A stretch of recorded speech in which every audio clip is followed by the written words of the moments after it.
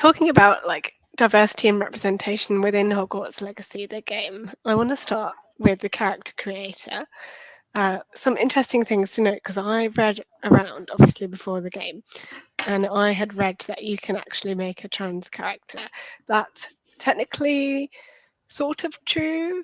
There's no option for like trans within, there's like either witch or wizard, but when you make a voice, you can make that voice feminine or masculine sounding, and you can change the pitch, uh, which with whichever body and hairstyle or whatever you like.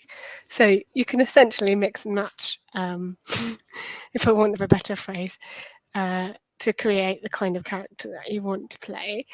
As a preview, I haven't been very imaginative, and I've made a version of myself, and this is the character that I have made. I went sort of, since it's in the 1800s, I went quite 1800s with the hairstyle. They have excellent hair options. I think there's about 50 hairstyles and loads of like um, hairstyles for different ethnicities as well that would match like different afros and like cornrows, and they're really well done. Like they're really detailed and textured, and I think they're great. And I have a friend who's playing the game who identifies as a trans woman herself, and this is her character that she's created, which I think looks amazing. That's very cool. She said she was very glad there was a curly hair option because she has curly hair. So that was lovely to see. And in terms of the characters within the world, when you start playing, I noticed three characters right from the off. You might know, I don't know if you know, I went for Slytherin House because that's what I got in the Pottermore quiz. And you can actually link up your Pottermore profile with the game and have it like, so you get the one that you make in Pottermore as well, and you can kind of match it up with the results that you got on there. So I went for Slytherin, and after you've been sorted into your house, you get to meet your fellow Slytherins the next day and go around the common room, which is absolutely amazing.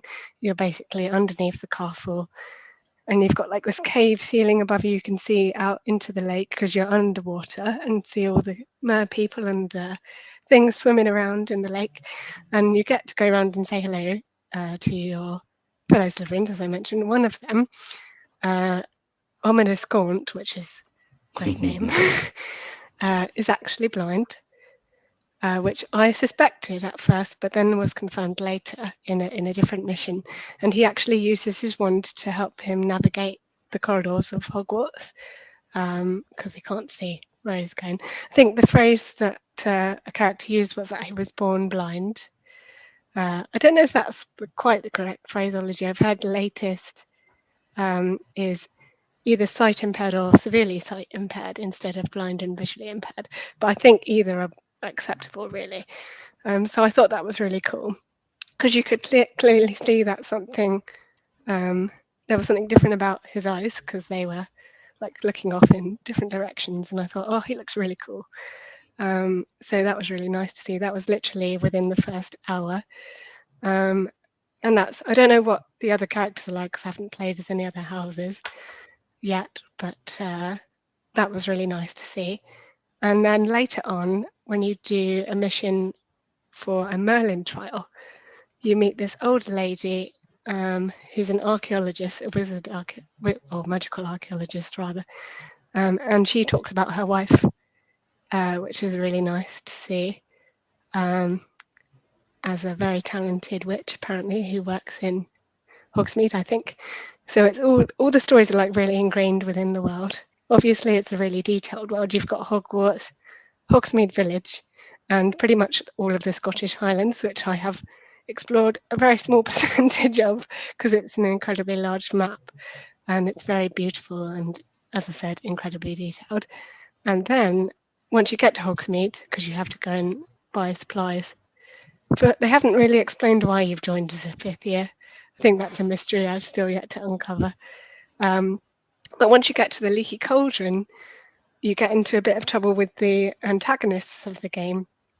And the owner of the Leaky Cauldron is a lady called Sirona, who it turns out is a trans woman.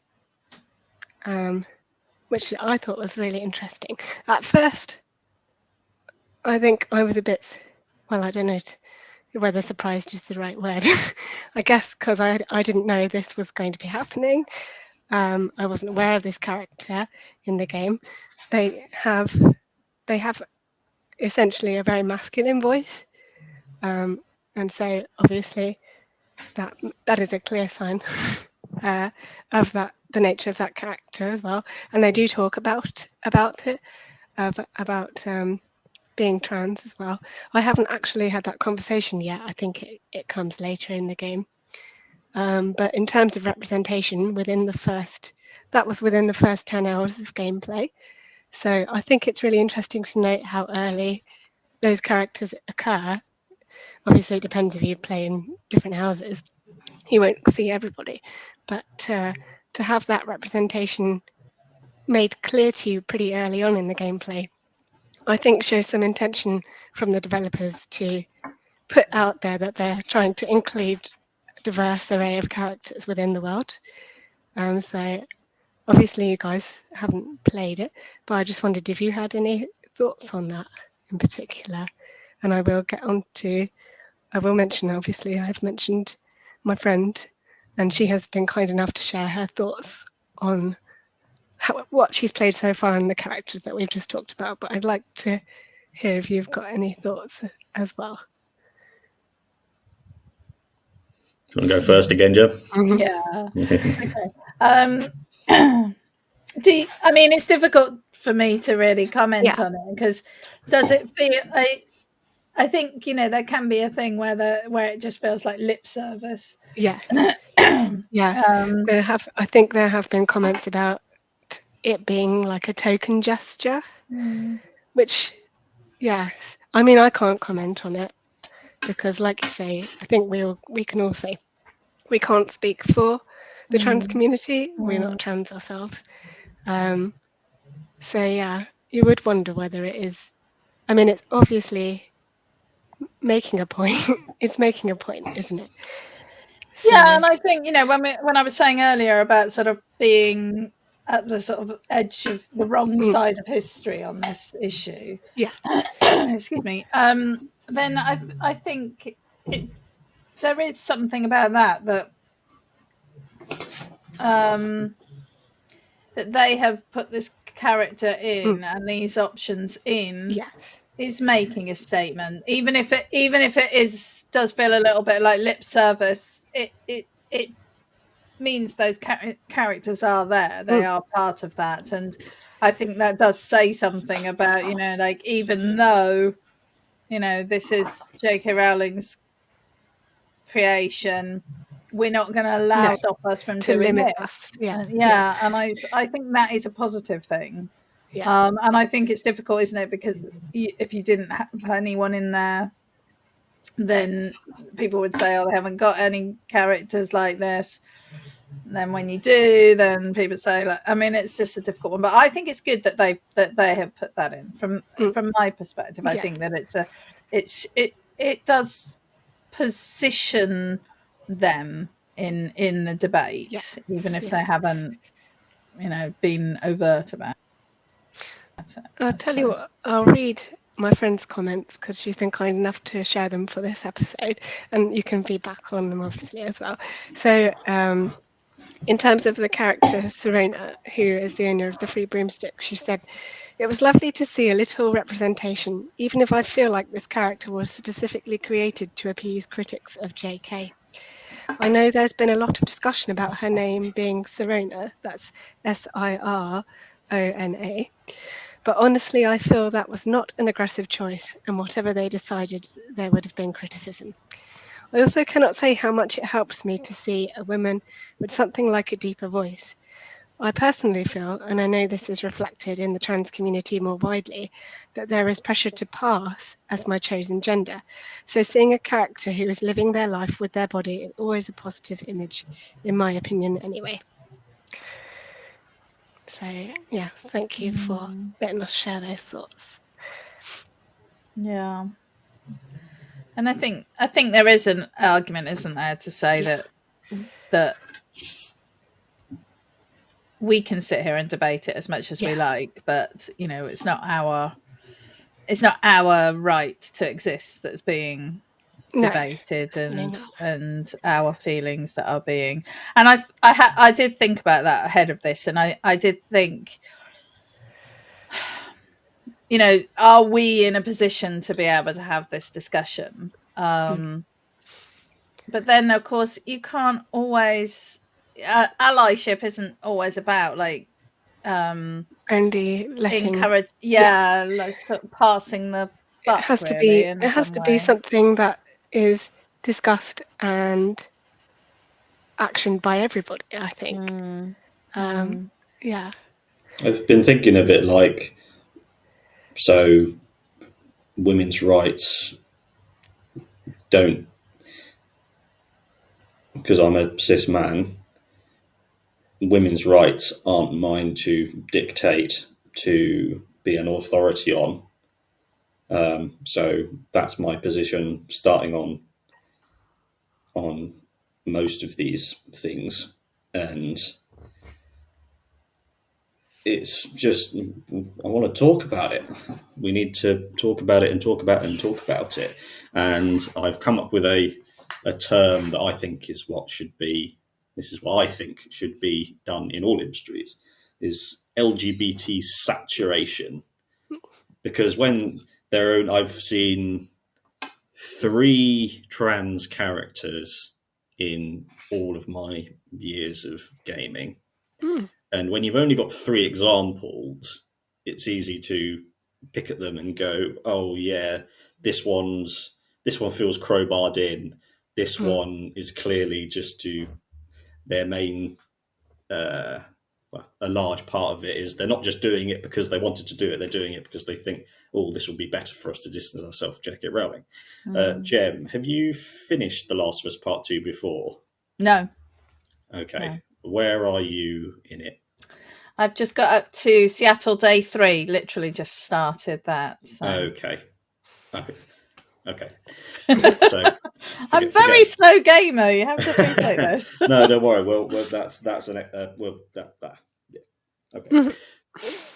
Moving on from that. I have a question. Yes.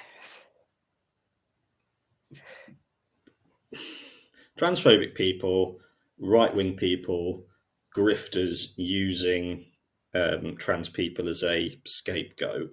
They have always asked trans people and trans allies, what is a woman? Have either of you ever heard the kind of person who asks that question define what a woman is? No. Yeah. So that is like a hammer banging in my head all the time, because it's such the position itself. I've had an epiphany. I hope that I'm the first person to come up with it. They say gender is binary. Gender is what we believe is because it's the natural. It is just nature and science, and we're on the right side of history because it's just there's a man and a woman, and that's it. That is nature itself. But literally everything in nature is non-binary. Computers are binary. Yeah. And they are defined by the fact that they are not natural things. That's why it's so hard for people designing advanced prosthetic limbs to get them to respond, to be able to be controlled by the human brain, because we don't just send an on-off switch to things. It's all chemicals and non-binary things. So that's an epiphany I've had. I'm sure other people have thought about it before. Yeah. And that's a good way of phrasing it. It is a very good way of phrasing it, yeah. Yes, I'm very proud. So I can come up and show off up here, but yeah. So yeah, back to LGBT saturation. You just need to fucking fill everything with the entire spectrum of human existence, because then when there are 100 trans characters, there'll be a handful that you go, those ones are brilliant, and you go, oh, that one, you forget that they're trans, so that it's just normal. And then you can start going, because I think the most important thing with the saturation is that their denomination, who they are, what they are, who they identify as, isn't the point of them. Yeah. They're not there. Them being trans isn't there the point. Yeah. No. Yeah. No, that's a really good point. It normalizes it, and it's not like a massive thing, like you say. When, like you said at the very beginning, all trans people are fighting for just to live a normal existence as possible, one that is as easy and as possible, and much like how we are existing, Everyone, or trying to exist. Yeah. No, And it's a very good point. why the question of what is a woman is so infuriating is because they want you to go, oh, I don't know, and they go, oh, it's more than genitals, surely, because you can't be a feminist and think that it's extremely difficult to be a feminist and think that what defines you when you're fighting for your own rights are your genitals. And then it shows that the point of the transphobia and all of it isn't actual change, better change. The point is torment and cruelty for trans people. That's the point of it. Because if they were being efficient and effective in going, oh, violence against women, it's 99% men, so we'll deal with that. Yeah. That would be if we wanted to be efficient, but they like the torment. And if you want further proof of them being on the wrong side of history, when they have these transphobic women policing bathrooms, when a woman comes along, there was a story recently of a woman who'd had a double mastectomy, and she had short hair, and they will gladly torment someone who in their eyes is innocent, that they're trying to protect from the evil, perverted trans women.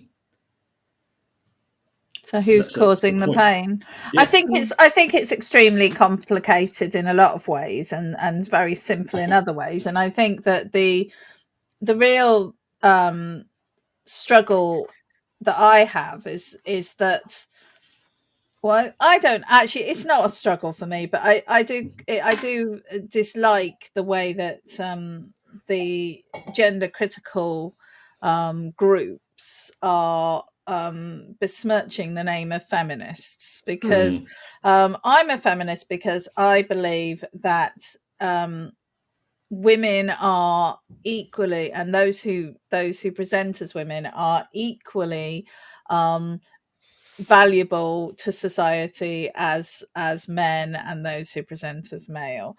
I do not agree with the idea of a binary gender system. I do not agree with the idea of a shared lived experience. My experience of being a woman is not the same as yours, Alex, and isn't going to be the same as any other woman's. It's mine. There are some factors that many of us will experience, but there is pretty much zero things that we will all experience, except for perhaps the threat of violence from men, which is something that we do. But within that, so I'm offended when somebody says, like, oh, well, a trans woman isn't a woman because they haven't had the female experience. And I'm like, I'm sorry, but as there isn't a female experience, what does it matter? And then at the end of the day, trans women will experience the same sorts of prejudices that all women experience, whether they were born female or not. And I agree with you, Matt. There is a big difference between sex and gender, and our sex is just about whether or not we can have babies. And a few other technical issues that we don't need to get into, but it's not about how we are and how we grow up in society is a cultural thing. I genuinely believe that it's culturally constructed,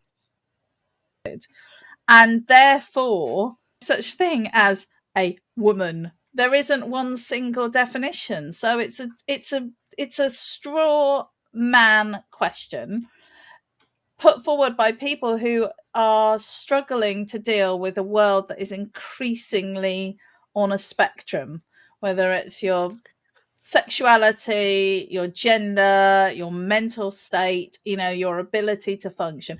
All of these things are on a spectrum, and we seem to live in this world where there's a bunch of people who are like stuck and can't cope with the idea that they might not be able to put people in nice little neat boxes. And it's such a shame. It's such a shame because it's so unnecessary. There are definitely issues with all of these topics, with all of these things, but we can't talk about them because it's so fraught. We can't have constructive conversations with all sides because it's just full of meanness. And that's where the have to bring it back to capitalism and union organising again. I've been thinking of this, and so at the core of this is about civil rights. It's about the civil rights of trans people, and learning and researching a bit more about the Black civil rights movements in America, and how it started with Black people were slaves. And why were Black people slaves? Because the business owners and the rulers wanted free labor. Because when you don't have to pay someone, you get to keep that money. And then when slavery was ended, the powerful realized, right, we're going to carry on stealing and exploiting as much as we can. But as long as we tell poor white people that they're superior to poor Black people, then they'll be fighting each other and we can continue robbing them. And it comes down to the most important thing about the union organising is that it teaches you about there is an alternative power structure to government and politics and celebrities advocating for you and charities and marches. There's a power structure that if you get 90% of your workforce on strike and organised, then it doesn't matter what the public thinks. It doesn't matter what the government says. It doesn't matter what celebrities think, what public opinion says. You've got power. And that's how you guarantee change and victory. Because in the bus boycotts with Rosa Parks, the Black woman who in the 60s said Black people had to sit at the back of the bus, and she said, no, fuck that, I'm going to sit at the front. And what that did, the bus boycott, this is why I think the RMT union is likely to fail. The bus boycott got all the Black people in that area to boycott buses. And so Black people and their allies worked out travel amongst themselves. You think 60 years ago, cars were so many more people used the buses, and they were on strike for 382 days. That's what it takes.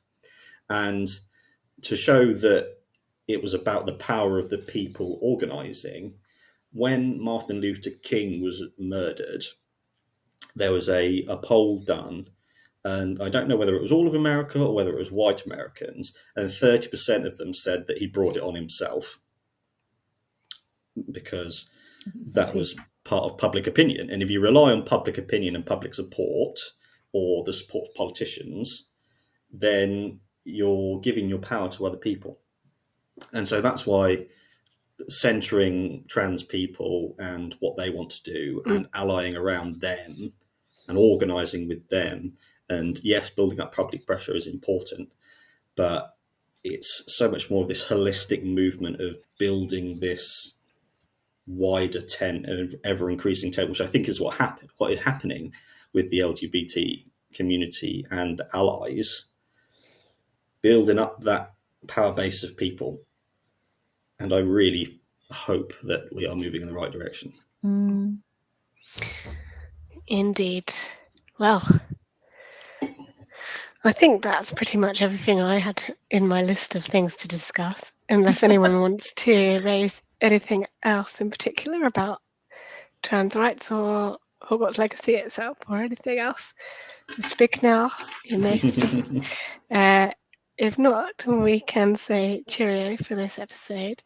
And don't forget to check out our Patreon if you would like extra bonus episodes. I believe we are having an episode is it still every Thursday at 7 on our YouTube channel or on our Spotify, where you can listen. And please give us a lovely 5-star rating if you so feel like it on various places where you can leave us reviews. Thank you very much for watching or listening, and let us know what you think as well about this episode. We'd love to hear from you. So thank you very much, and until next time, we've been Gaming the System. Bye.